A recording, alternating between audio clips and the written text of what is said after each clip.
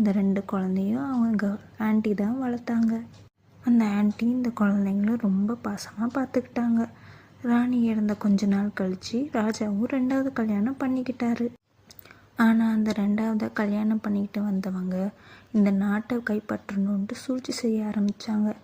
ராஜாவை போய் வேட்டையாட சொல்லிட்டு பின்னாடியே சோல்ஜர்ஸை அனுப்பி அவரை கொல்ல பிளான் பண்ணாங்க. அதே நாள் அந்த குழந்தைங்களையும் இந்த நாட்டை விட்டு அனுப்புறதுக்கு தன்னோட சோல்ஜர்ஸை அனுப்பி ஏதாவது செய்ய சொல்லி அனுப்பி வச்சாங்க.